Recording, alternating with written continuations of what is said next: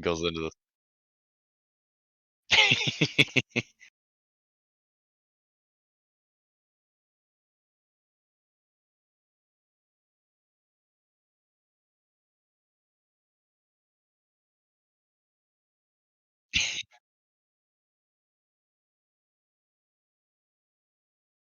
Gotta make sure everybody can see my sweet shirt.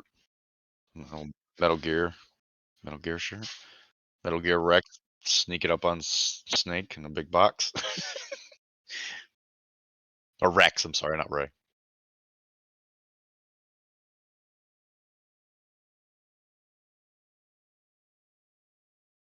Isn't that where you're from? Is that the town you live in? It's gonna keep coming.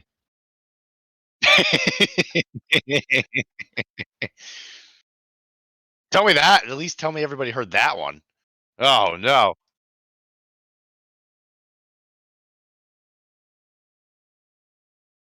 Yeah. Make sure.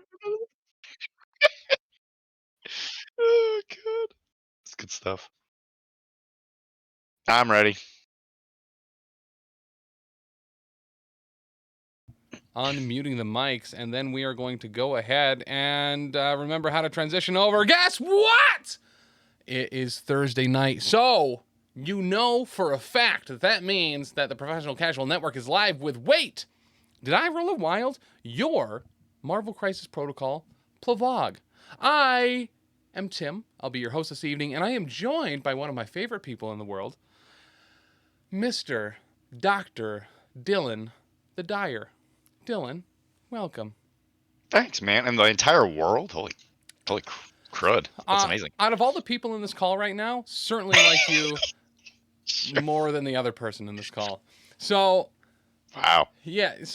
So last time you were on, we talked about the rival set Wolverine, and we got to dig into that. And oddly enough, you just happen to be here while we're talking about the other half of that rival set, which was released this week. All the stat cards for the motorcycle that is going to be fun. Absolutely. Yeah, I knew I had to be thorough because I was excited for it. I'm a big Harley fan, so I was like, I gotta Yeah. be here for this. Well, and I feel they did the motorcycle justice, right? Like it They sure did. it has Sure did. Scott Summers' keychain still on the keys and the ignition. Mhm. Like his wallet is in the saddlebag. Like Yep. they really kept it true to form. But we are going to be talking about Sabertooth, who was revealed this week on for the Rivals set panel, whatever it's called. I'm super stoked for it. I'm very excited to get into that. But some of the other things we're going to be going over are some games played, some hobby thoughts. Dan beat me this past week on Oh Yeah, the Power Phase. Last time Dylan was on, for some reason I said Dan beat me that previous week, and then I looked back and I was like, oh wait, that didn't happen yet. It's in the future. But it finally happened. And it was a trouncing. We played some Sentinels against some Hydra. Because as you guys have seen, and as you'll see in the show notes, there's a couple links maybe to some corresponding tokens and sleeves that are going to be looking really cool that are on pre-order right now.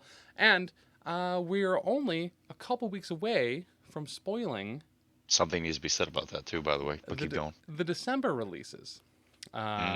Which I know Dylan certainly has no idea what one of those releases is. I sure don't. As, he never happens to check out the cleanup phase. I don't. Now listen, the biggest issue with it is that all these behind the Patreon wall podcasts, I can't get them to download on my phone. Oh, well, it's a live stream, so that's why it won't download, silly. Oh, well, there you go. There's the problem. Yep. Okay, well, I'll fix that maybe tomorrow or tonight. Punch in the window, being like, get on my Nokia flip phone. What are you doing? It's a Razor. Do I not have enough space? Do I have to delete Snake? But, all right, so we're going to talk about that. We're also going to touch on AMG having a pretty massive announcement this week as they effectively told everyone that they're launching a new Star Wars skirmish game. It's going to be called Star Wars Shatterpoint, and quite frankly, I couldn't be more excited. I had never gotten... What's What's that? It hits all of your boxes. It really does. It's like as soon as I saw it, I was like, "This is exactly what Tim wants." This is you're not wrong. I was like, wow, and Darth Maul just in general being in the starter box. I'm like, oh yes, okay.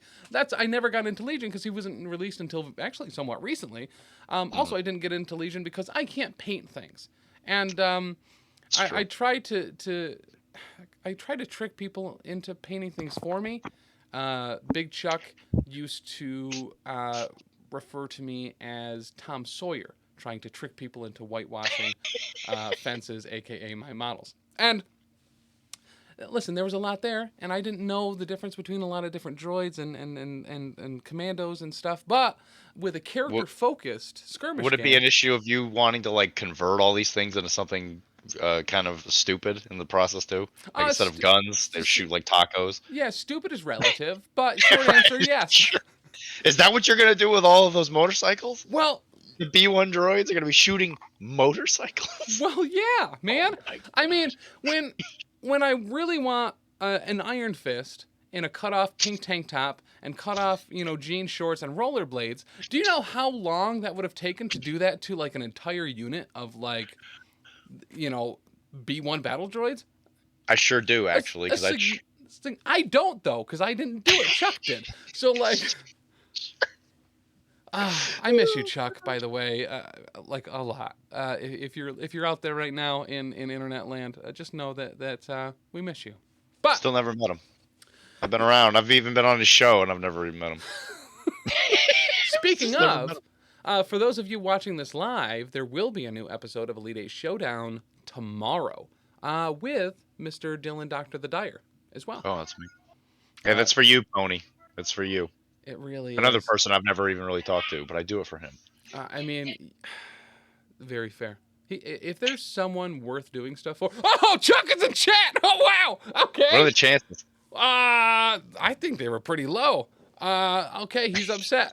I'm sorry, Chuck. I didn't think that you would hear that, and I know that you're mad when you find out that I care. So, my bad.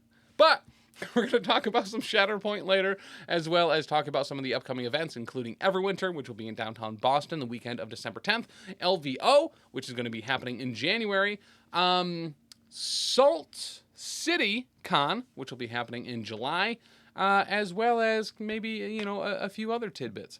But, first off, hobby thoughts. Did any hobbying happen for you this week, Dylan? Yeah, boy. Let me tell you. Let's start it off strong. Yeah. I went to an event this weekend. Oh. For MCP. It was like it was my shop's first like I guess you could call it a tournament. Yeah, it was a tournament, but it was like the first one where we like allowed other people to come. Like we put it on Longshanks so other people could like know about it. Nice. I got third, so it wasn't too bad. It was people from New Hampshire. No, I brought spider foes. I needed something refreshing. I felt the violence inside me and all those deeply seated parental issues coming up to the surface. So I was like, I need to cause violence. Yeah. Let's beat some people up. So anyway, I went to that. I got third place. I got best painted. Nice. So that's cool. That's the one I went for. So I got a free ticket to Everwinter.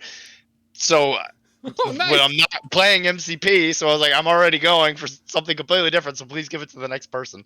So somebody else got it. So anyway, the point of this I was going to go into is I saw the card sleeves while I was there. I think I saw...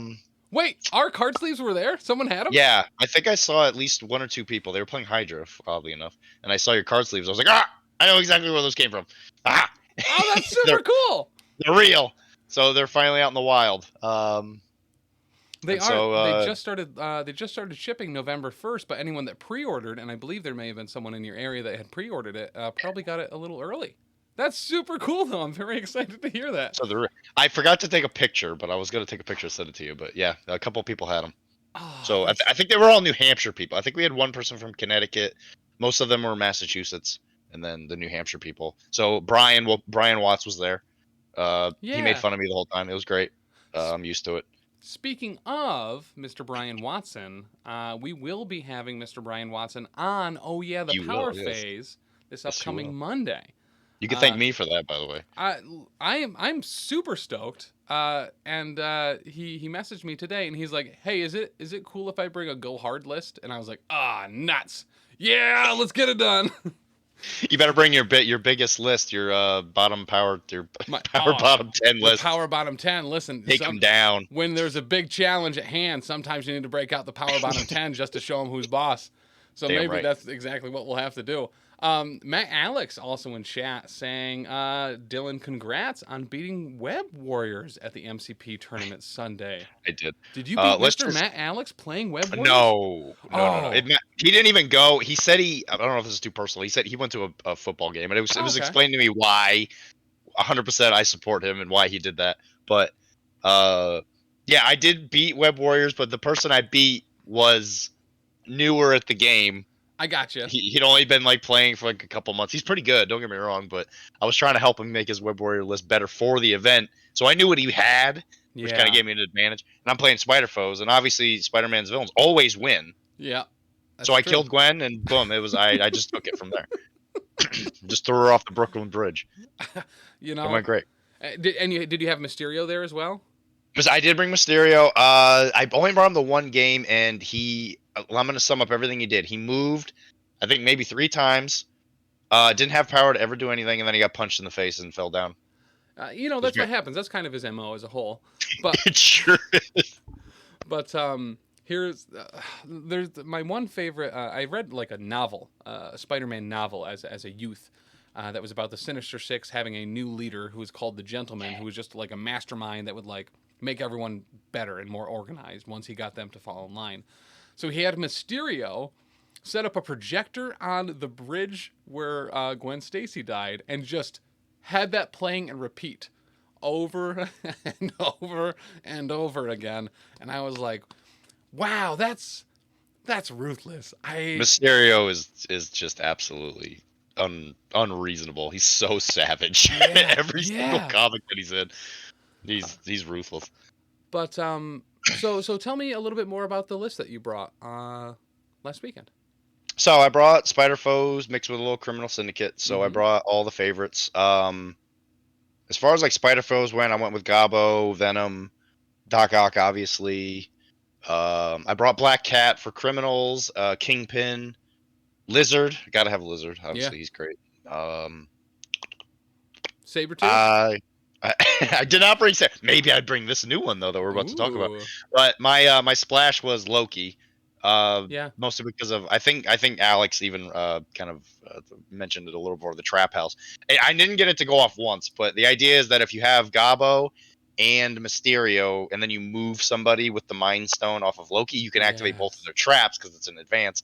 I never had the chance to do it because of one reason or another. It never really went off, but I kept thinking it was possible. I won 3 out of my 4 games. The only game I lost was when I was playing Criminals, so Criminals must just be bad. I mean, Kingpin Criminals is obviously just terrible, so never play him. He's definitely not great or anything, but I definitely played him wrong. Thankfully, I think I got Mutant Madman every single time That's for so my for wild. my I feel like I cures. It don't was see great. that at all. And then every It's game great. for months, it's just Mutant Madman nonstop. I mean, when you're a Spider Foes player, it's the meme with Logan looking at like the picture. He's just like, so it's just the Mutant Madman card. He's just like, yes, this sustains me uh, because it's the best crisis for him. One of my favorite interactions is something like with that Mind Stone. Sinister has a similar movement where he can advance somebody. Hmm. Um, and granted, this was overcomplicated, but a number of weeks ago on stream, Ben, Alyssa, Dan, and I played a 4-player. Uh, what's it called? Quesadilla slap fight Yes. or What's the tortilla actual slap fight. what's the actual organized play kit It's called? a Separation anxiety. separation anxiety. Yeah. Yes. And all I wanted to do was use Sinister to clone in a Craven to then kill a Spider-Man to then become a Spider-Man. And Dan saw through my guys very quickly and just straight tried to murder Sinister and then tried to straight murder Craven. And it took a lot. It took Craven's expert trapster or whatever, where like if someone moves, they take a damage after it. Because I couldn't get that Spider-Man down at all. It was amazing Spider-Man. So the way I was able to finish him off to trigger the card was a forced movement with Sinister, so that you can take that one damage and technically be be KO'd to Kraven's active there. But I brought Venom. The guy asking in the chat. I brought Venom. I didn't bring Carnage. Carnage he's tricky to use. Yeah. Didn't really mesh. I think if I went pure Spider Foes, you probably want to bring him. Carnage is good. Carnage is good. I think he's good. Yeah. Him and Kraven. Like I always feel like Kraven's one activation behind. This turned into a Spider Foes episode. I think Kraven is like maybe one activation always too slow because you always want his targeted debuff on or whatever you want to call it on somebody, but you have to activate him because it doesn't last through the turn. So I always feel like I'm gonna activate Kraven first, and then the other person goes, and since I can't roll defense dice, they just murder whoever. Yep. And then I'm like, okay, well my entire plan fell apart, so I'm just gonna stop using Kraven. I'm curious if Carnage might benefit pretty heavily from being run in Cabal. Number one, for a little bit more healing when applying those bleeds, and being able to have that Arnim Zola 2 extra defense buff, unless they pay 2 in addition. I think you mean Hydra. What'd I say? You said Cabal. Oh, I meant Hydra. That makes more sense. The one with Arnim Zola's card in it. That's actually not a bad idea, yeah. I mean, and he actually works well with Asgard now because you can. I think you can hit him with Doom Prophecy if he's in Asgard. I don't remember how they changed it. I know you can only play the card in Asgardians. I don't remember if they specifically state that it can only be an Asgardian. That's a what's the card called again? Doom Prophecy. It's the one with the meow. Yeah, whenever I reach for Doomed Prophecy, yes. Oh, it is an allied Asgard character. Okay, so they did change it so you just can't do it with him anymore, but yeah. Which is a shame because that was obviously his strongest thing. I think the biggest problem you have with Carnage, this really did turn into a Spider-Foes episode. I think the biggest issue with Carnage is that you have an amazing physical defense. As soon as somebody else has another kind of attack, he's hosed. But he's like somebody you really don't want in the fight. He should be like roaming around the edge, like looking for that opportunistic like jump on, which is not how you played him when he had Doom Prophecy. With Doom Prophecy, you just ran him in and you just murdered a bunch of people. Yeah. Yep. So it's kind of weird to have like I think he's a 4 threat. So to have a 4 threat just like not really fighting, hoping that you have an opening. If you get the opening, he's gonna go. He's gonna go off full send. But if you never get that opening, I feel like it's kind of hard to use him. You get 4 threat, that doesn't really do a whole lot. Yeah, I'm excited to I want to try him in Hydra with Scientific Method. Yeah, you should. Because he should be able to heal up. I mean, legitimately, most likely a lot of that damage that he takes from having that applied. And that's 7 physical defense if they don't pay the 2, and 3 of everything else, bringing him up to average. Granted, easy to overcome because it's only 2 power, but I mean, it's going to prevent him from being taken down by spenders and stuff, at least, especially if someone only has Mystic or Energy on their spenders instead of, basic attacks or builders. But sure. And then I painted an Infinity model. All right, did you paint or do anything during the Spider-Foe episode? During it? No. Not during. Okay, maybe before. Nope, not at all. But I did get a whole bunch of stuff primed and assembled. So now all my Sentinels are assembled. They are also primed, and I'm going to be trying the slap chop method that I've been talking about that I was going to do for a couple weeks here. Taylor tried it out on stream last night on the Tuesday night hobby hangout, and bang up job, honestly. So as far as the speed and the stuff that you can get done with that for someone that is not capable of producing anything of value as far as painting, I think that it's a very good method for me. Sure. I'm very excited that the gentleman that came up with that method is going to be at Everwinter doing a seminar on specifically the slap chop method. So I'm super stoked about that. Are you still gonna go to the bathroom and like hide out, or whatever it is that we were joking about last time I was on here? What was it? I forget. You said you were gonna go to the bathroom and then like go attend his seminar. Oh, that's right. You said make sure you make a phone call. It makes it sound like you're in the bathroom. Yeah. So we also have a seminar talking about streaming and how to set up streaming for either battle reports or different minis games. And I think they happen at the same time. So it was one of those things where it's like, oh, yeah, I might just have to like take a phone call during our seminar so I can go check out his. Just leave. But that's amazing. Axel says I'm assuming talking about Carnage, but to play him like a League of Legends jungler. And I don't. Yeah. That's 100% exactly spot on. Yeah. Just hide in the brush. hide behind a building, let them forget that you're there. Go ahead and just eat a bunch of garbage cans or whatever's in the jungle lanes, because I don't think raptors are going to be there, but Right. maybe some Hydra In the troopers or Savage some Lands. grunts. Could be in the Savage Lands. Savage Lands map actually fight raptors. Yeah. So, but yeah. So let's segue a little bit To the main topic. into yes, the main topic, which is Sabertooth. Yeah. Some might refer to him as an Apex Legends. I As the personally Wolverine. Oh. refer to him as Wolverine's brother, sometimes dad. Yep, that was his dad. And I think more logistically, the Apex Predator, Sabertooth. So, let's get right into it.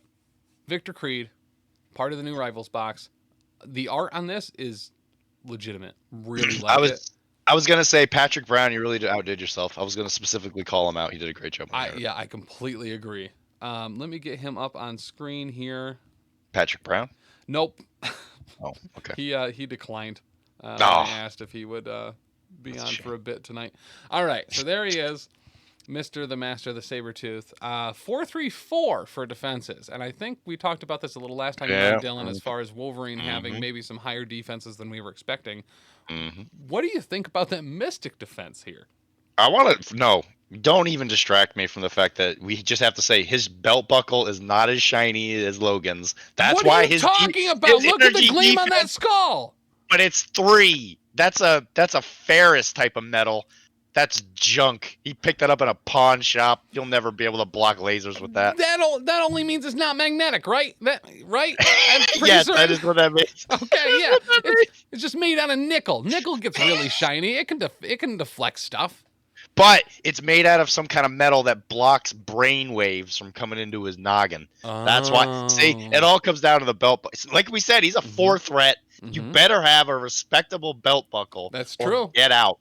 Get out of my game. You're trash. You're cabbage. You better have a nice belt buckle. That's why he's got a 4 mental. And I hope that solves that answers your question, because I'm not going to say anything else. It does. As we all know, Sabertooth's brain is held in his lower intestines. So by having a belt buckle that can block magnetic and mental waves, I think that absolutely gives him, similar to Pyro, having a specific suit to insulate him from fire. The shiny skull belt buckle doesn't make him immune to mental attacks, but it certainly helps protect him against them. Yep. It's a preventative measure, not a... he uses it prophylactically, as they say in Dr. Land. Yep, that is the colloquial term. Yeah, prophylactically. Absolutely. But as you were saying, Patrick Brown did an insanely good job of this. I absolutely adore that art on this card. But 7 health, 4 threat, size 3, medium mover. Yep. I guess I'm not shocked by anything there. He does flip to 6 stamina on his injured side, balances him out stamina for stamina with the other Sabertooth. So nothing different there except, Sabertooth is 6'6". No, the other one, this one has more. He's got 7'6". The other one's only 6'6", so he's actually thicker. That's why he loses the long movement. He's been pounding the hamburgers. Right. He's getting thick, but his legs don't move quite as fast. I mean, he's the apex, right? So he has one more at the onset. I looked at the other card earlier too, and I was like, 6'6". Yeah, they have the same amount of health. I'm an idiot. I specifically looked it up. I'm educated. Yeah. So for his first attack, we have Claw Slash, which is a range 2, strength 5 builder. After the attack is resolved, this character gains power equal to the damage dealt and pierce and bleed on a wild. Pretty straightforward so far. A lot of people might say this is both called the same thing as the other Sabertooth and does the same things as the other Sabertooth. To that, I have to disagree, because this is a Claw Slash from a Sabertooth with 1 more stamina on his healthy side. And it's on a different kind of card because it's sideways. It is a sideways card. The font is laid out different. You need to check yourself. Because you're going to get wrecked yourself. Yeah. Probably. You need to check your tall card privilege before you look at this sideways cards users. Yeah, that's fair. So this is a size 3 sideways card. Well, the other one's a size 3 tallways card. Correct. Yep. Some people say they look the same, but no, They don't. totally different function. For real, for real. And just to yes. All right. So on his spender though, we have something a little bit different. Some might say that this is an onslaught of someone that thirsts or is currently in a mode of thirst for blood. A bloodthirsty onslaught. Range 3, really like to see the range 3 there. Hmm. It's only strength 6, but only costs 2 power. After the attack is resolved, you can place the character within one of the target character, and also has Pierce and Bleed on a wild. I was a little underwhelmed by this at first, but it's grown on me over time. And I expected to just absolutely adore out of the gate this new Sabertooth. And I did kind of. I wouldn't say I felt lackluster at first, but the Whelmed. more. Yeah, I was Very whelmed. incredibly whelmed. Yeah, he's like right in the middle. But He's not he's not Logan, where you just no. look at him and you're like, dang girl, you Yeah. thick. Yeah. Yeah. Like, he's so good. Say this Sabertooth is definitely more like you bring him for a reason because like your roster needs him or whatever. You Yeah. bring Logan just because he's good. Mhm. And with that one you could just kind of just discriminately bring him. This one you got to kind of have a reason. He certainly doesn't have the negatives, the liability that Logan has, right? Where No. this one's actually pretty decent against mystic attacks, let alone hurting all of his friends because of them. So, it's as they say, 6 of one, half a dozen of another. They do say that. But so for his first superpower, we have something that I just absolutely adore, which is Catch Run. For 3 power, choose an enemy character. This is only an enemy character throw. No terrain here. We're only smashing baddies. Yep. Choose an enemy character within range 2 and of size 3 or less, and throw it medium. The superpower can only be used once a turn. So this is where I turned around on him pretty quick. Yep. Yeah, absolutely. This is why you bring him. So again, something that doesn't need to be said about his spender, the fact that it costs 2 and you have a place within 1, Yeah. it kind of replaces a charge. So he's got like an interesting charge on him because again, charge costs 2. This one you also get the attack, but you have to be within range 3. It's essentially like charging with a little bit of a stipulation. I just want to make sure that I brought that up because it's very good to know that he's still got some movement to him. But when it comes to the throw, I think there's only one, and it might be a card. I don't remember. I think there's only one other character that only has a person throw, or is this the first one? Yeah, you know what? Legitimately, I can't think of one that is just enemies. Yeah, because I know that specifically because I actually completely forgot about this. One of the best parts about Kingpin's a slow boy, but his throw is amazing because it costs 2. Costs 2 first of all. You get I think it's size 3, and it's a medium throw. You don't actually like really realize how good a medium throw is until you do it, and then the other person's like, нет, because they can't. Because essentially they're gonna lose a whole turn. Because like the difference between a medium and a small, not even including the base size, is pretty considerable. Yeah. So imagine, because like a range 3 is like pretty close to a medium. So if you have somebody who's already like range 2 away or whatever, you can throw them off an objective or something like that, and you're probably gonna take them out of range 3-ish range. Obviously, there's like math. We can't just we can only speculate while we're talking about it. But yeah, a medium throw, so good. It really is. Super good. Seeing it, playing some Groot recently with his I Am Groot spender. Being able to throw larger things medium is nuts. Being able to just chuck a Ghost Rider way over there is stellar. It can be devastating to certain characters, and when you can actually both pick up and humchuck someone like Blob, it's listen, Pyro's suit helps him become insulated against the fire that he uses. It does not help him become insulated against the insulation surrounding Blob when he is thrown into him. That's true. It's awesome. This is probably where, like I said, absolutely turns him around here for me. I was a little underwhelmed. I was a little whelmed by his attacks, but Catch Rot certainly puts him way up there for me. And Alex, does bring up a good point about his spender. You don't have to do damage for the place, which again kind of adds Ooh, more like usefulness out of it. yeah. So I again, good way to like get on top of objectives. So you jump there, get out like next to him, and then yeet them. Yeah, for 5 power, effectively being able to get over there, maybe even attack once more, and then chuck somebody off or chuck someone Yeah. into them, or yeah, it's great. He could kind of clear points if he. I Yeah. mean, if that's how you're using him, I don't think that that's a bad way to go. That ability gets a little bit more apexy as well with Primal Pounce. This is another superpower, 3 power. This character is thrown medium. It does not suffer damage if it collides with a character or terrain feature. The superpower can only be used once per turn. All right. Yeah, where do we So, start with this? I mean, he's size 3. He's going to be doing Yep. 4 damage to somebody. Hmm. This is awesome. It doubles down on just that constant, like, Sabertooth. Sabertooth is a horror movie monster, right?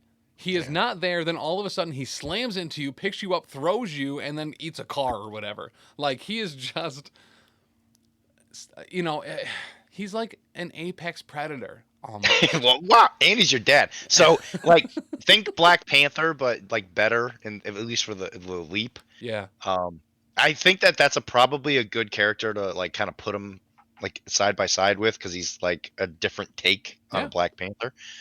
Black Panther's big advantage. I mean, Black Panther's like probably still one of the best fours, but his like builder it has a I think it's a push. hmm I'm pretty sure it's not a throw. So it has like a size 3 or 4 push, which is like amazing. And he has his pounce, but sadly enough, I think he's only a size 2. So yeah, you're always hoping that it's going to take somebody out. Just adding another damage on it's only going to make it more. Obviously the math is more in your favor. Super great. Also costs 3. I'm going to bring it up at the end, but you're starting to see that this boy is very thirsty. yeah. He needs a lot of power, which that's obviously something that's going to come up, especially with this next ability. But the pounce is solid. You'll never be sorry that you have the ability to throw yourself into somebody. No, no, I mean, that's the best part of Gabbo's bad side. Of his injured side is just yeeting him into somebody and nailing him with a glider. It's the best part. it really is. So I'm like really kind of digging this character a lot so far. The Seeing that long movement turn to a medium was initially a little bit of a turnoff, but then it's very obvious why it had to be a Mhm, medium as you mhm. get into that card. It's just before I've even used an action, right? Being able to pounce into someone for a collision, then being able to throw someone of size 3 as well, medium. I love the chaos that this character is going to create by just jumping into it right in the middle. He's just a lean, mean chucking machine. Yeah, no complaints from me. He's good. Hey, you want to read the next ability? You know what? I do. Thank you, Dylan. You're welcome. But I'd really prefer stop squealing and die. This is his last active ability. I forget or superpower. 4 power. Little bit pricey, but Yeah, I'm not so sure why. the next claw slash or bloodthirsty onslaught attack made by this character this turn adds 3 dice to its attack roll. So, does seem a little bit pricey at first, but when you look at all of the other attack steroids that are out and about, they are almost always 1 more power than the dice you're adding to the attack. Yeah. Kind of. Also, something that some people that might find this interesting. So one of the best parts about Jugs is when he moves, he gets +3 to his attack. It is not specified what attacks. So you Yes. could do it with a book or I don't know, heavy firepower, I guess if you're gonna use that or whatever. Is there any kind of like attack you can get on them? It Yeah. powers that up. This only applies to the attacks on his card. So that's Yes. important to know. So yeah, I completely agree. I was a little confused as to why it was not 1 for 1. I kept like thinking like, oh, it must add like I don't know, like some kind of like other trigger, like oh yeah, it auto Yep. does a heal or whatever other thing. It's a little strange that it's 4. I don't know why. It's probably So one of the those weird synergy problems that comes up every once in a while. Well, and it's one of those other ones out there. So there is another one out there that is this cost for this many dice with Haymaker on Crossbones, where it's 4 power for 3 additional dice.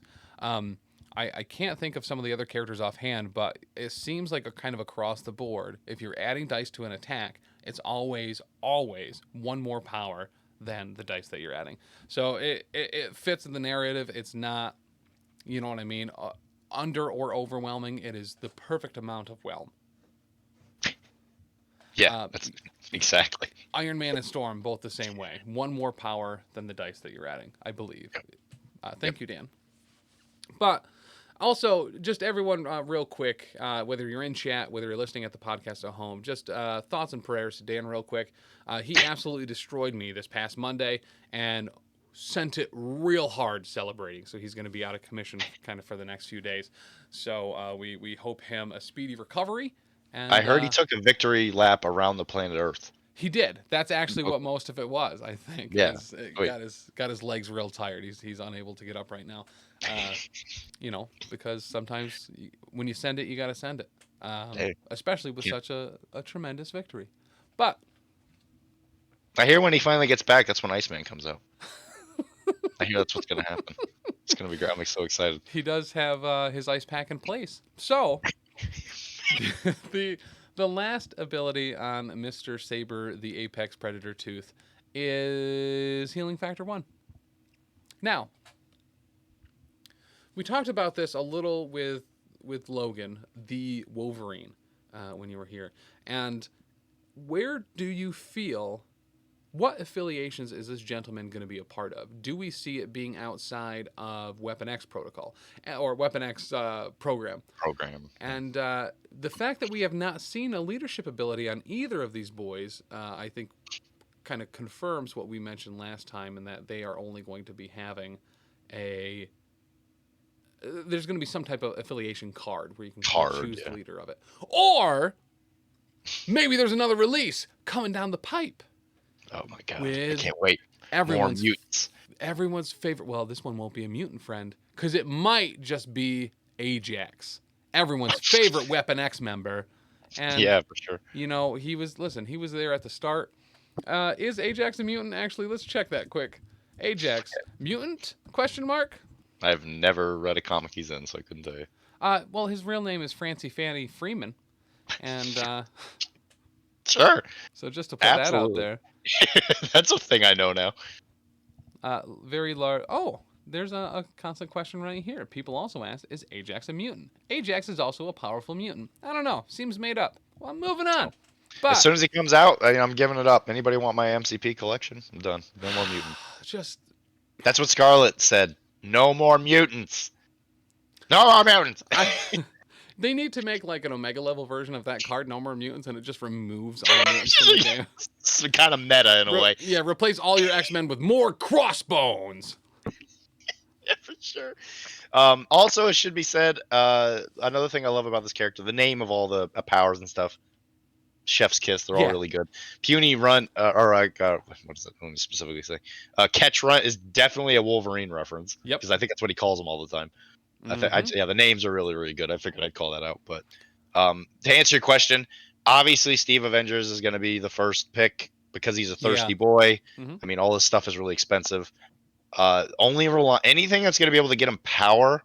So Cabal, at least Red Skull Cabal, probably wouldn't do too bad with him. And again, anything that's going to get him power. I can't really think of anything else. Maybe in Inhumans. Yeah, Inhumans or A-Force, right? I don't. Yeah, A-Force. Yeah, the harem of Sabertooth. All the ladies love him. He's great. Well, yeah. Listen, he's the apex predator, man. Like that's true. Don't know if that's been mentioned, but so I do like him in Cabal, in Red Skull's Cabal, but even there, I feel like I don't want him to have to be attacking to be able to chuck stuff around, because I'm going to be moving him a bit. Then I'm going to be trying to pounce him. Then I'm going to be trying to do these other things. Here's where I like him. And this is going to seem real stupid, because it is. Because I just thought it out as I was thinking about it. And it is not good. But X-Men Blue. Sure. Because that's now a 1-power charge, place, pierce, bleed thing. I mean, is it one? Because you take the power off somebody else, right? I mean, technically it's still 2. Well, it is, but you're not using power on Toad for anything. He's not part of X-Men Blue, but whatever. That's fair. But yeah, I dig this guy a lot. I really like him in Hydra, like I like most people.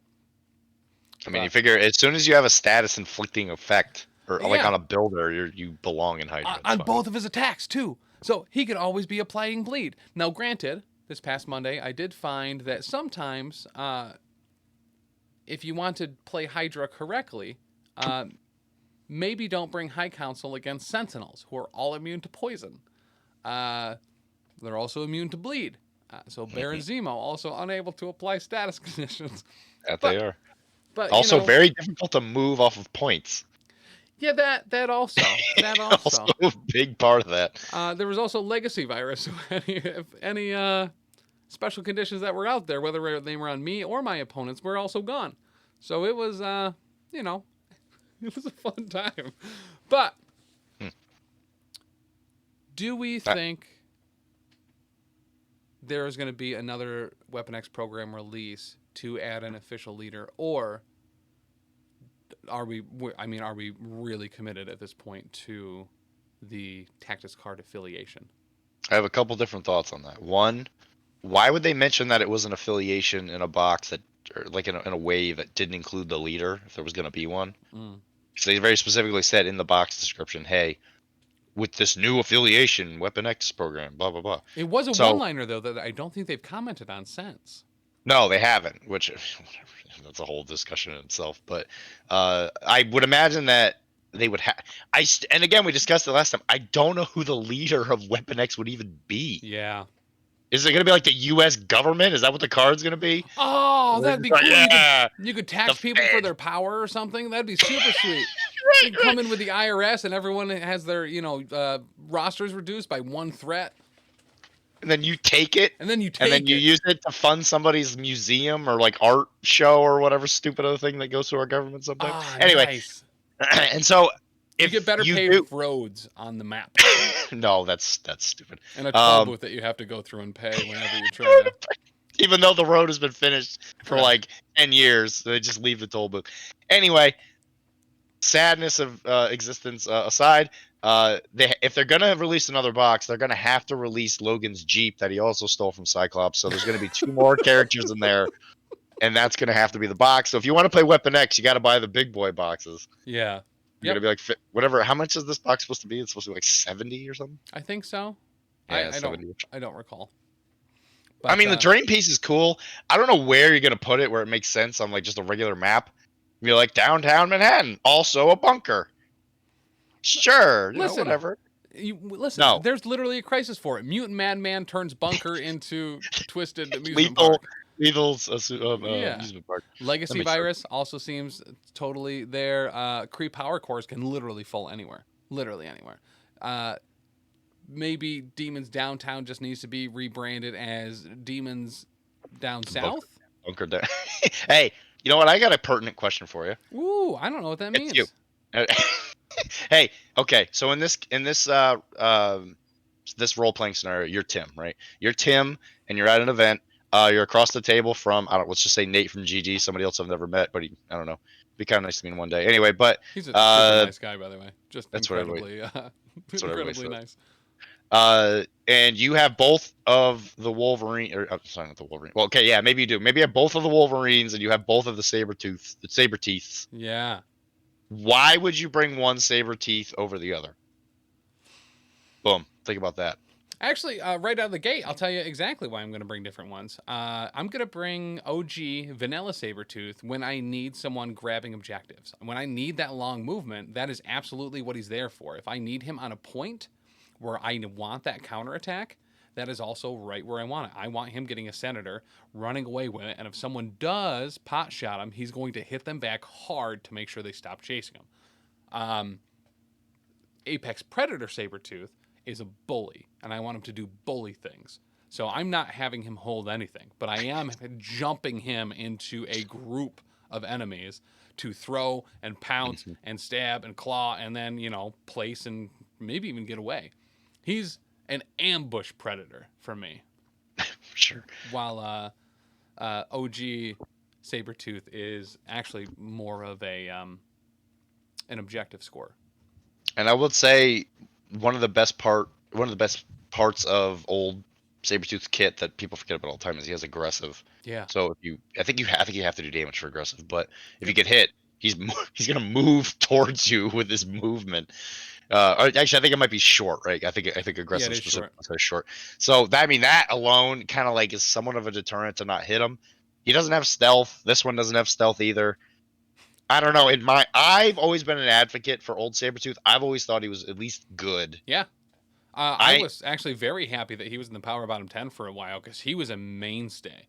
Like, constantly. In every roster I ran, Sabertooth was there, and he constantly did work. and I think the biggest issue that he has, and I guess I don't even want to call it a gripe, but the part of this game that drives me the most is the 4 threat slot is so like coveted. Very competitive. It's a Your 4 very threat has competitive to be slot. the best. It's probably why you see Dr. Voodoo so much, Hmm. because he's like not fair with that stupid. I'll say it. I'll say it. I don't think possession should work the way it does, but whatever. That's a discussion for another time. It's frustrating to be hit by that, but whatever. But when you have like Sabertooth, who's good, but he's definitely not like on that higher end. And this one is probably going to be in the same exact boat. I Yeah. think when you look at the threat cost of Apex Predator, you're like, this is a 4. And then you look at like a Voodoo or even a Venom to some extent, depending on what you want to do, that he's like a 4.8 or He's a push whatever. 4, yeah. Right. You're definitely pushing it. Where it's the inclusion of this Sabertooth, I think, is going to come down to the affiliations. But Hmm. again, what are those affiliations possibly going to be? We couldn't figure it out for Logan. I mean, maybe Cabal, Yeah. maybe Brotherhood. Again, I don't know when Sabertooth joins Brotherhood. So if he's in Brotherhood, you'll definitely see this Sabertooth Oh, for sure. yeah. Yeah, because that's a great spot for him, even if he's unaffiliated, right? Just being able to get the power to be able to do all the stuff that you want him to do from having terrain blow up all over the place. Granted, he can't do that himself, No. but, you know. Well, he can throw somebody into terrain, I Oh, guess. that's true. That's true. When Sort you of need that automatic kind of 1 damage just to finish one off, you might as well, trigger that Brotherhood ability. eat someone into a trash can. Or, yes. Yep. Listen, it's sometimes the only way to take down a She-Hulk, I've heard. Is to hit him with 13 trash cans. 13 Yeah, no, trash cans. I know that story well. Robert, son of a gun. I remember that game. So good. But yeah, so I guess the question I have for you is, what affiliations do you think he could possibly be in?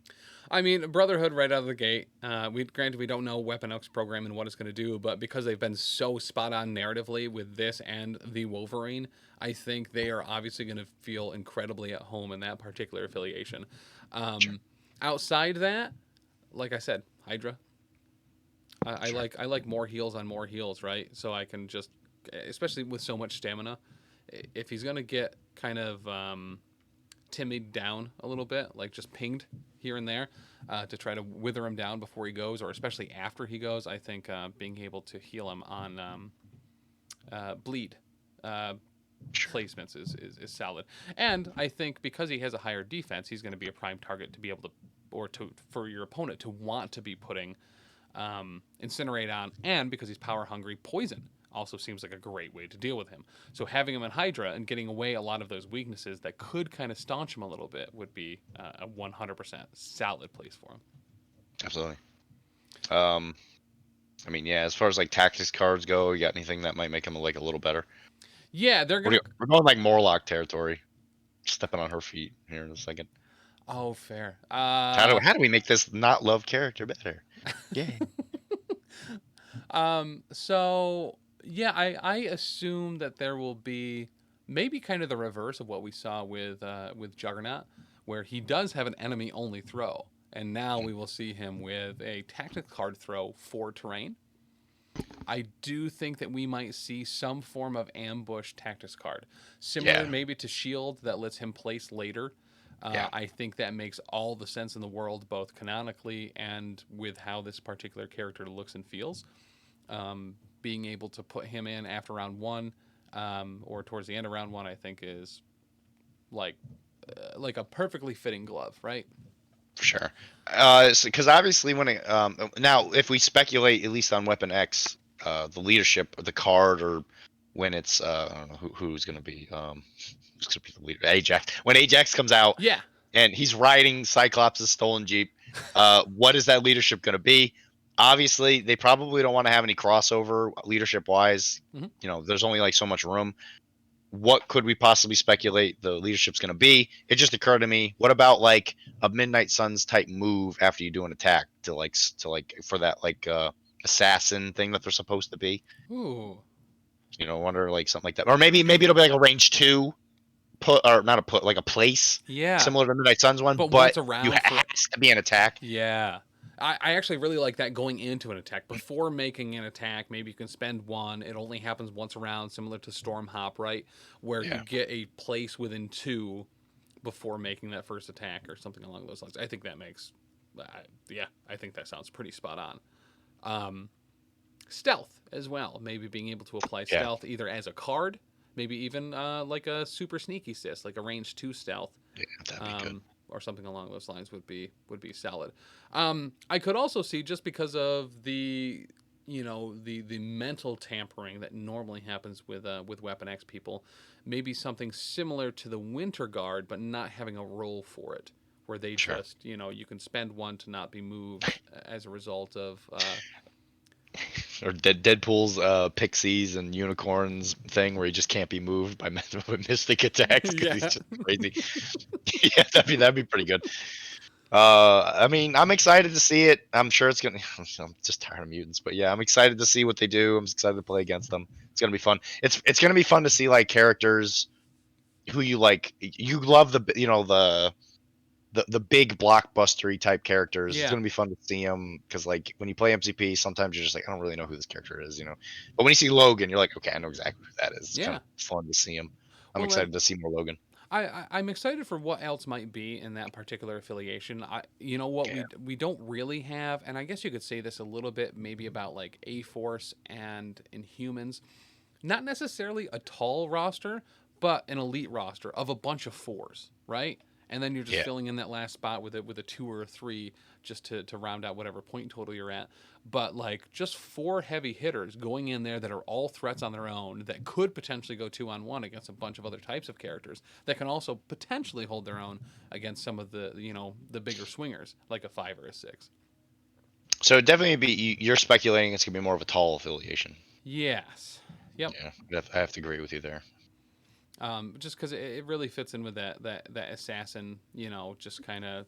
I mean, these are big brutes. They are assassins. They do sneak around, but at the end of the day, they're also just monsters in their own right. They're Canadians. Correct. They're Correct. giant mountain Canadians. I watched a TikTok today about Canadian chefs and what they do, and how like everything has 4 or 5 or 6 different sauces on it. And they're like, well, Canadians don't have their own food. They just take other people's food and then add a bunch of sauces and make it their own. And I was like, yo, spot on, but listen, everyone loves it. Like, Yeah, poutine. I mean, yeah, as much as I really don't want to like it, it's good, man. Poutine is good. they just opened up a new place here that had some poutine that I've already forgotten the name of, which will ruin the anecdote as a whole. But it was good. So Good. there's that. All right. Well, But but yeah, I'm excited to try it next time I come up. yeah. And I go to the poutine place with no name. It's called. It's not a great name. Oh, I see. It's not a name that rolls off the tongue. It is not a positive feeling restaurant name. It's called Nag, Nag. See, And listen, we got that's a some food terrible from name. there. They had some really neat stuff on the menu, and a really bomb poutine that I just can't remember the specifics about. So, hey, owner of Nags, since I know you're watching this, what Yeah, are you probably. what are you doing, dude? What are you doing, dude, or dudette? I'm Uh, not sure, but so super important. No one will care about this outside of Dan, just because I forgot to tell him. Nags, this restaurant that we're talking about, and the Professional Casual Network have just both joined the Oneonta Chamber of Commerce at the same time. We're betrothed in that way. So wow, it's great food, great podcasts, better pizza, Papa John's. So not a sponsor, and but. baseball. Was there anything else you wanted to reference with Sabertooth before we moved on to AMG's blockbuster Apex Predator announcement this week? I'm excited to see him.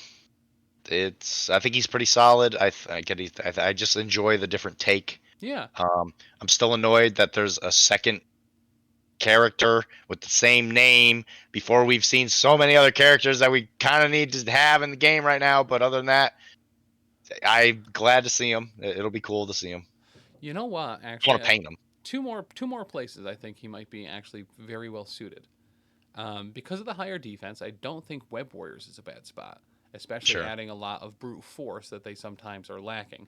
Um, in addition to, I mean, you're talking about like Lifeline with all of the throws and pounces and stuff that he have could be actually pretty stellar. Also, Convocation, taking damage and getting that little wizard hop. Could be putting him in great spots to set up some absolutely devastating turns. Oh, wait a minute. How did we forget Midnight Suns? He should be in Midnight Suns. He's Oh my yeah, dude. also just that one without He the should just be in overcomplicated Midnight Suns. nature of the I convocation jump. don't think he's a good convocation member myself, but yeah, he Well, definitely belongs in Midnight Suns. do you have to pay for the convocation jump, the wizard jump? No, but So I mean, maybe, yeah, he has no mystic attacks. that's I mean, you would all that, you and that's it, fine. you have to be hit in order to do the hop. I don't know. There's a lot of things that it would have to Right, happen. but it's a psychic play, right? Because they're like, oh, this isn't the other Sabertooth that I've been trained not to attack. This is the one I can attack. He doesn't have That I've never aggressive. seen, never Correct. played against. Everyone says. But moving over to some other really, really, really stupid exciting news, AMG announced this week that they are launching a new Star Wars skirmish game called Shatterpoint. Star Wars Shatterpoint. It does look like the initial releases or the first expansions or the first waves are going to kind of Yeah, be based in the prequels and the Clone Wars, which is awesome. We know right out of move. the gate that there's going to be Ahsoka and Darth Maul in the starter box, and I couldn't be more excited for this. Skirmish-based games is really a sweet spot for me as far as number one having to paint the amount of models that are required to be able to field them, and just I'm really hoping that this is a shorter game as a whole. Right, that 45-minute to an hour spot is really nice, especially to go to your local game store, be able to get a couple games in and not have kind of that minimum 2 to 3 hours to get a game in. And AMG has done a really good thing, I think, with MCP and making a broad-based game that has a high skill cap, that has relatable, likable, licensed characters that you can identify with, and the characters actually reflect a lot of the preconceived notions people have with those characters because they are usually incredibly true to form and true to canon. Um, I would love to see that applied to Star Wars.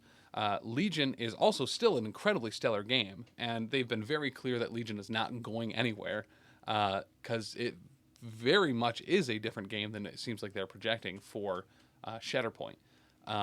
What was your initial reaction to that announcement, Dylan? My initial reaction was I was like, oh boy, another Star Wars game. Oh great. That was Fair. my first reaction. And then I saw the trailer and I was like, okay, now I can get behind this. I'm liking it. Some of the models or all the models seem compositionally, they seem really, really good. I love the models. Yeah. Some of the paint jobs are real good. Some of them are a little, I don't know if you actually, I watched the trailer a couple times. I was like, some of these models, man, they really rushed these guys out, but whatever, it happens. Yeah. Um, some things I definitely saw in it make me excited for maybe some things that could possibly come to MCP too, which is, Yeah. obviously there's going to be some kind of crossover. There also seemed to be more of a, and it could be speculation on my part, Well, but there that's what seemed the to be more show's all like, about. that's fair. That's what the show is for. But there seemed to be like a little bit more verticality in the terrain. Yes. So I'm hoping, because what I think one of the things that MCP, and it's not, and again, not even a gripe on MCP, where I think it'd be really cool if the terrain was more like elaborated on, I guess. Maybe not Mm. like a keyword system like like a 40K or whatever, but uh it's kind of weird that like there's really no rules for like a forest, or there's rules for I Oh, don't know, like like certain things providing like maybe stealth you wouldn't be or able to throw. Yeah, stuff like that. Like, yeah. oh, you get cover if you're in between this thing and whatever. So like I think that could probably be elaborated on. Obviously, it's probably going to be more important for a game that is like probably mostly guns with Yeah. lasers. So I'm kind of excited on what could possibly come out of that. And my mind is just a buzz because like tons of characters. It's really cool. It's going to be cool to see how their interpretations of them.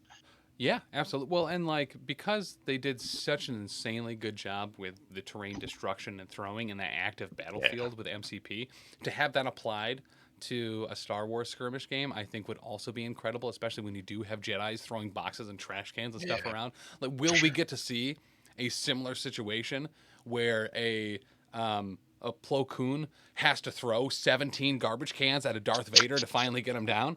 Like, Oh gosh. we might have that, and that's rad as heck. I'm super about it, and the aesthetic too of the Star Wars universe in their background containers. I feel like it's a very specific art style that's always kind of been there, as far as like big metal boxes that are just randomly in streets and the cylinders and stuff like that. I think you could do a lot there. I hope that's included. We don't know a lot about it so far. But I would absolutely stay tuned here. And I wrote a blog about it yesterday as well that went up on the website, professionalcasual.com, if you want to check that out as well. I would not be shocked to hear an announcement from us very shortly about launching a Shatterpoint podcast as well, because internally we are absolutely stoked about it. Very, very, very excited. And Dan was telling me that some of the characters that were revealed in that are kind of those niche characters that aren't like hugely widely known or popular, and kind of likened it to MODOK and how he Right. was part of that wave one. So I'm gonna confirm this right now. Boss Nass absolutely gonna be in this game.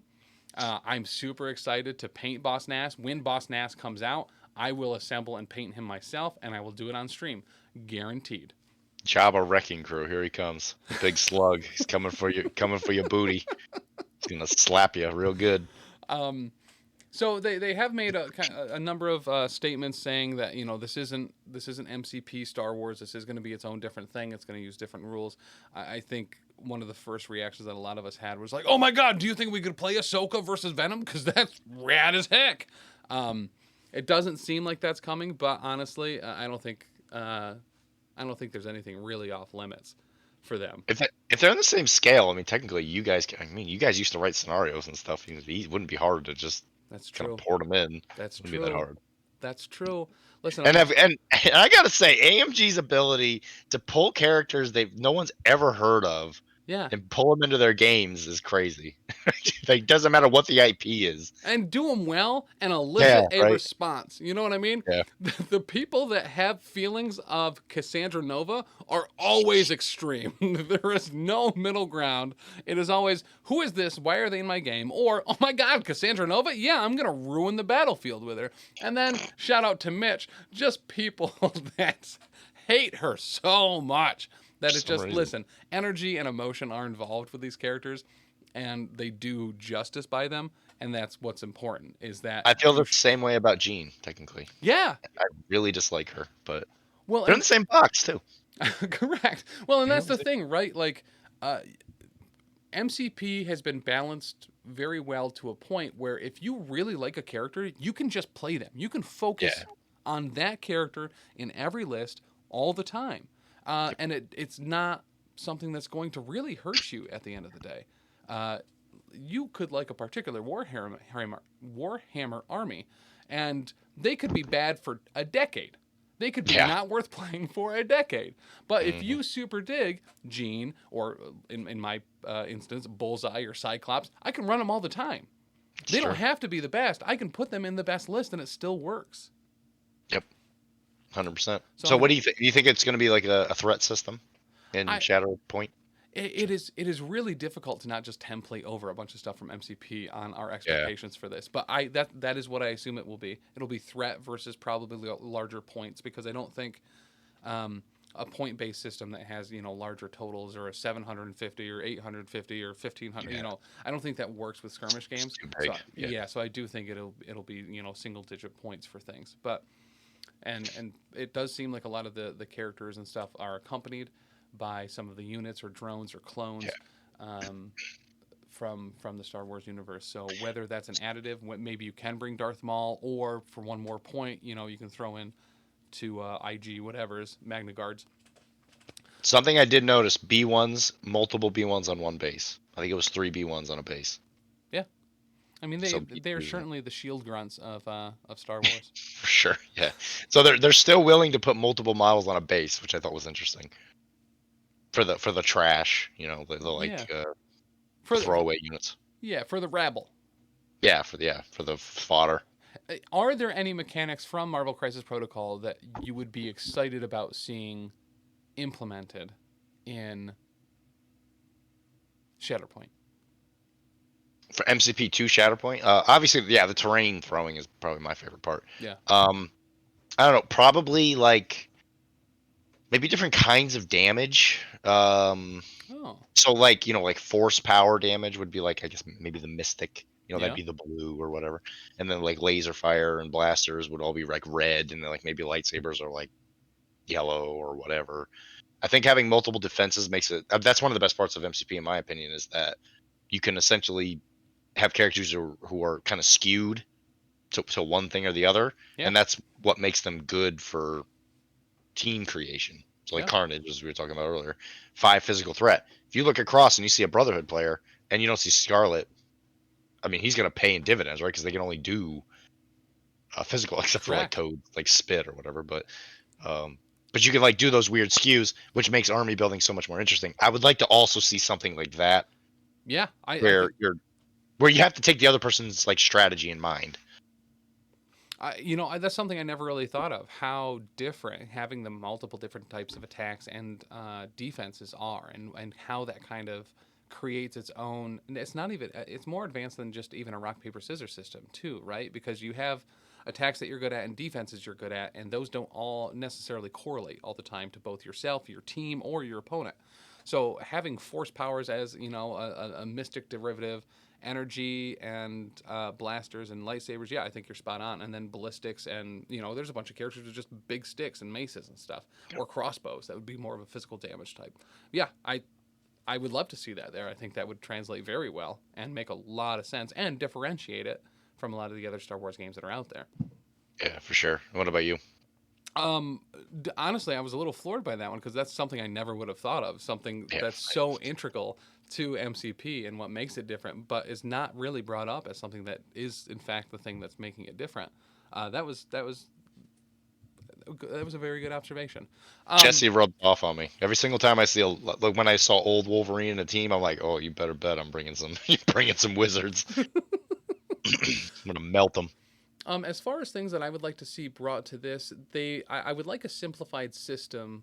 I don't want to see 18 million cards and stuff that I've moved away from the 40k and every unit having plus 2 this, minus 2 this, and I don't want to micromanage everything. I want Anakin or Luke or whatever to really kind of, for the most part, be locked in time at some point in their story, and that is the one that's being represented.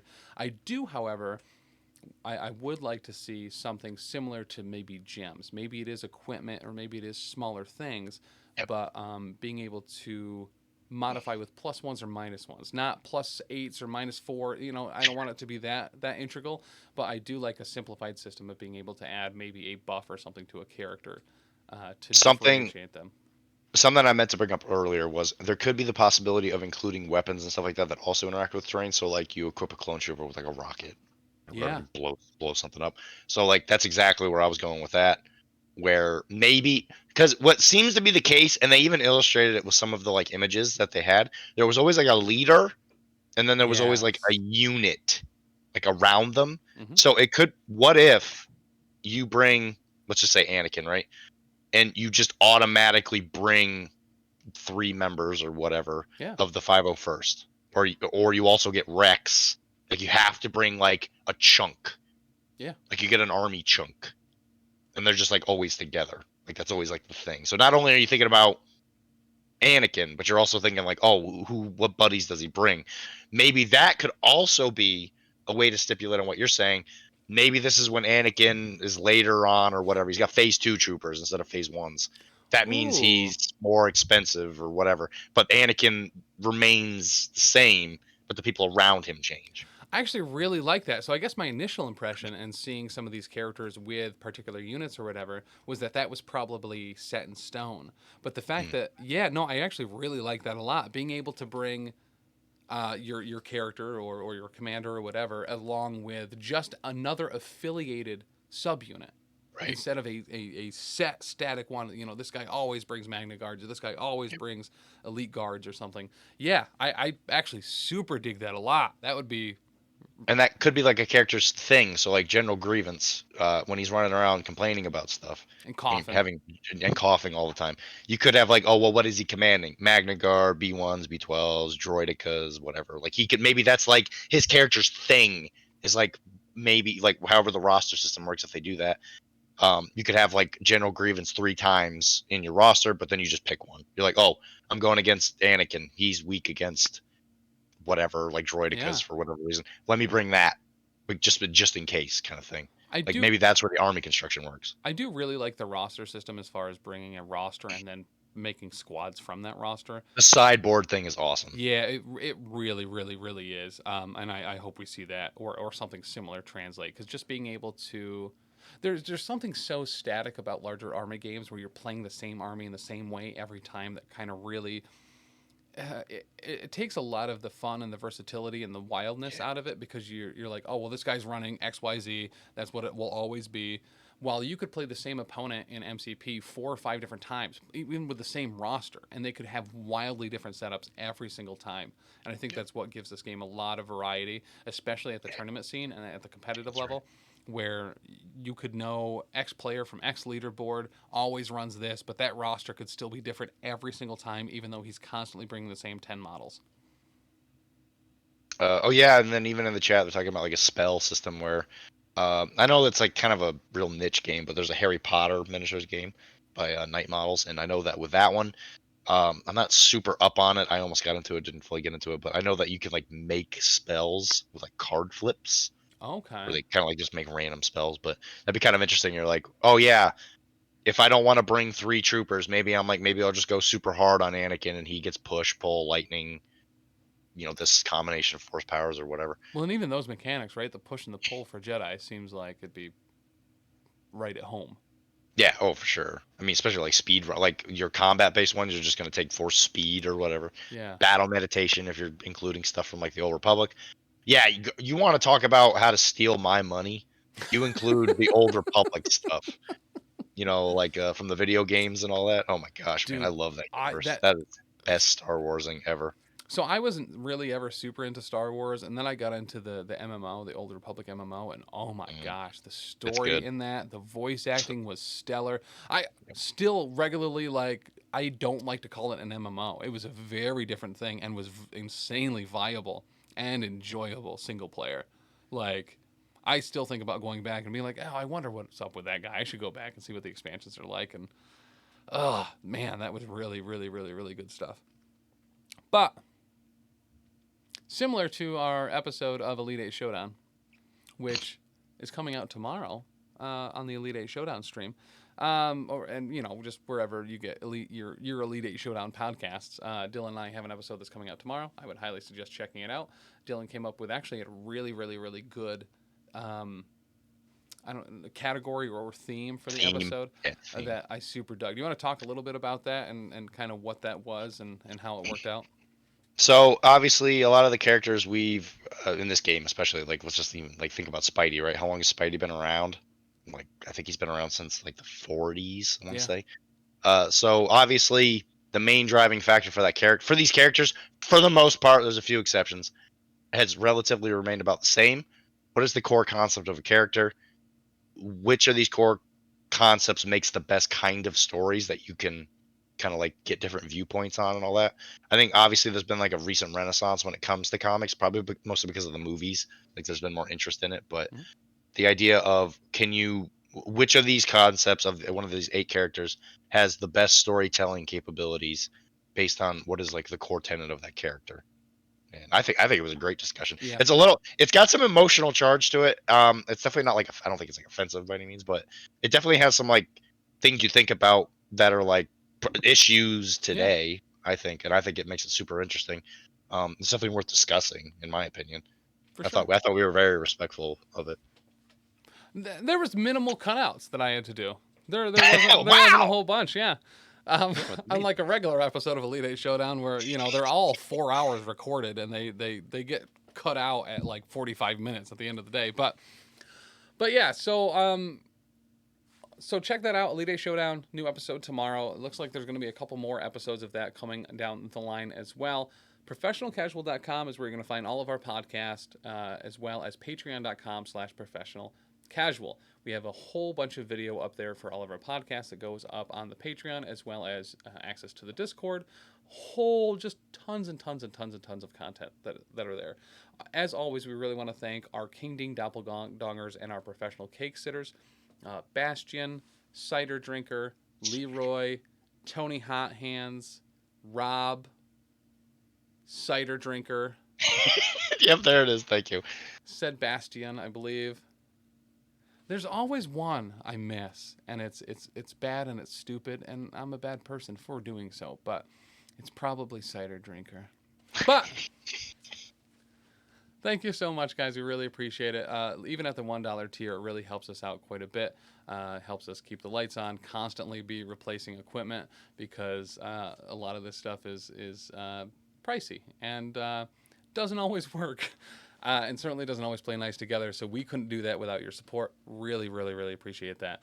And we like to be able to give back as much as we can with that as well. One of the things that we are able to do with the stuff from Patreon is be able to pay people to write blogs. Dylan has written several that are all exceptional. If you would like to write a blog about Marvel Crisis Protocol, or potentially maybe about Shatterpoint coming down the line, make sure to reach out to us either on the facebook.com/professionalcasual, directly to me at tim@professionalcasual.com, or on the website. There's a bunch of ways to contact us. Let us know if you're interested in that. Write us a little sample, send it in, and we do pay for that. So that's something we're very happy to be able to do. As hearing different viewpoints from the community as a whole is very important to us, and I think gives everyone a little bit of a different viewpoint on how other people are playing the same games we are. Can confirm on payment. Can confirm. And quick, too. It is quick. I never like to let it linger. Crap. Yeah, he just said, boom, paid. I was like, yeah. But we really appreciate that, Dylan. I'm so happy you were able to be here today. You're always a delight, and I appreciate you sacrificing your voice to be here as well. You're welcome. But you'll be able to check out a whole bunch of stuff at Everwinter, including both Dylan and I. We will be there doing, not Dylan and I, but the Professional Casual Network will be there covering all the MCP events. Over the weekend, we'll also be running a seminar on how to stream and get your stuff up there. Dylan, what are you playing at Everwinter? Infinity? I'm playing Infinity, yeah. Yeah. I'm going there for Best Painted. I am not going to win. For the record, it's like one of the first big convention. They call them dire states in Infinity, which means that there's multiple states where it pulls in anyway. But it's the first big painting award that's going on, and I'm like, I have to be the winner. But to my dismay, I've gotten a lot of flack that I'm not going to MCP. So trust me, I'm feeling the burn. I'm sorry, I'm not going to be there. I'll walk over there as much as possible, and I'll say hi. I'm sorry. Listen, but, I'm sure we'll have you at stream at some point during that weekend. Oh yeah. And yeah, Matt sure. Alex is going to be there too. He's someone that internally we really like as a whole. And there's not a lot of people out there as friendly and what? Can I? Alex is going to take my enjoyment of something else. Oh no. No. Alex is going to stand there, and my dice are going to abandon me. No. Have you ever seen a man jump out a window of the third story of a building on live stream? There's not a better, nicer person to have your dice fail you against than Matt Alex, though, to be perfectly fair. But in addition to all that, we're going to be at LVO streaming all of the massive, massive, massive MCP events that are happening there. Have been talking to the event organizer Tyson, as well as Omnis, who's been putting together a whole bunch of the stuff over there. A lot of stuff, really, really, really, really cool events and things are in the works. So stay tuned to all of the LVO and Frontline Gaming channels. And I got a sneak peek at some of the. I'm not going to say what it is because it's not my right to talk about it. But I saw a sneak peek at some of the prizes they're going to be giving away at that MCP event, and you are going to be real sad if you don't get any. I'm going to tell you that right now. I was like, holy cow, these are awesome. Very sad I'm not going to get any. You do not want to miss it. They're amazing. At LVO or Everwinter? At Everwinter. Oh, yeah. It's very winter themed. As soon as I saw it, I was like, this is incredible. Dude, you're definitely going to want it. Their prize wall and raffle stuff is intense. This is only MCP. You can only get it. It's not even on the prize rack. Well, it might be there too, but Ooh. this is just for signing up.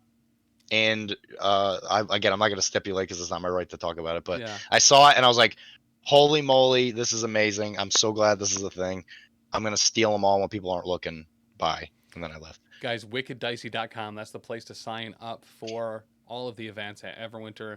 We would love to see any and each and every one of you there. I'm super glad Matt's going to be there, that Dylan's going to be there. I think there's a bunch of other locals that are headed there that we're super stoked to see.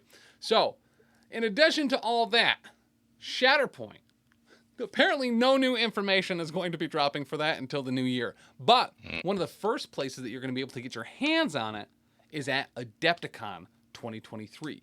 So if you haven't planned around going to Adepticon yet, I would highly suggest it. It was our first con as a network. We will be there again next year as well, covering MCP. So get ready. It's going to have Star Wars Worlds. It's going to have Shatterpoint. Massive things for both X-Wing, Armada.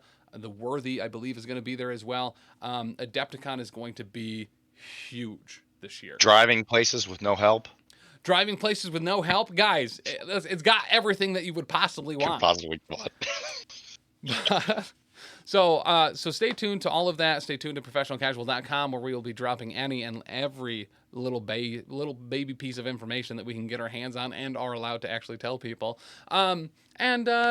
As well as some of the cool new tokens and sleeves that are going to be coming out. So stay tuned later in the month for another episode of the Cleanup Phase, our Patreon only MCP and more show, where we talk about some behind the scenes things from the network, from conventions, stories that happen at conventions that are always absolutely stellar. Maybe Dylan will be a part of them now that I'm actually friends with him on Facebook and know how to get a hold of him. In addition to some of the releases and stuff that we are going to be coming out with as well on the network. So if you want to see what sleeves are going to be going up for pre-order next, that is the place to do it. And I'm incredibly excited for the stuff that is going to start being available for pre-order in December that I think Dylan will probably really appreciate. And quite frankly, some of the designs for those sleeves and tokens it's something I want on t-shirts, on hats. I want it on a tattoo on my face. I am overjoyed with how some of that stuff is turning out. So if you haven't checked the sleeves and tokens out already, info is in the show notes. It supports us directly in a very big way, so we really appreciate that. And as always, Bearded Dragon Games.online. Pre-order all of your MCP stuff, maybe even your Shatterpoint stuff, maybe your Legion stuff. Listen, it's all there. If you pre-order it, you get 15% off flat, no code, just 15% off for, being early. After that, you can use code PCME10 at checkout to get 10% off your order if you didn't happen to get it in time to pre-order. But, Dylan, where can everyone find you? Mostly on Discord, because I don't own a professional casual network thing. So yeah, just reach out to me, Dr. D, number 4340 on Discord is probably the best way to reach me. If you want to email me, furypainting@gmail.com. Also the place to send your stuff for the painting competition for Fury's Finest if you would like to join. It's model with flight. Doesn't have to be MCP model. It could be, but actually I guess MCP models would be preferred in all speaking, because then you would definitely know if it has flight or not. So yeah, send me an email if you have any questions about models that you want to bring. Just I'll give you a heads up if they're good or not. And it's a lot of fun. Still got a bunch of stuff to give out, that's for sure. I gotta get more. Let me tell you, man, the stuff I thought was gonna go didn't move. Everybody wanted the brushes. The Monument Hobby brushes and paints, man, gone instantly. They just took them. I got nothing left. Please, and if you're American, please win. I am so tired of sending stuff to the UK. It's really expensive. Yeah, it is. Please win. Please be an American and win. I would love that. That'd be awesome. Be local too, and I'll walk it to your house to get a little exercise in and be like, here you go, sir. But thank you guys so much, Dylan. As always, really appreciate you being here, and you're always quite a delight. But I love it. Love being here. Guys, we'll see you Monday for a new stream of Oh Yeah, the Power Phase. We'll have Mr. Brian Watson himself apparently making me need to try this week. Not a huge fan of that, but we'll see how it goes. Brian, by the way, was the TO at the Atlantic City Open. He's going to be one of the people helping run LVO, and he'll be, the King Dean Doppeldonger of Everwinter for MCP as well. So make sure to be at all those things so you can see him, so you can see me, so you can see Dylan, and all of our other friends. All right, guys. Thank you so much. I love you. Bye.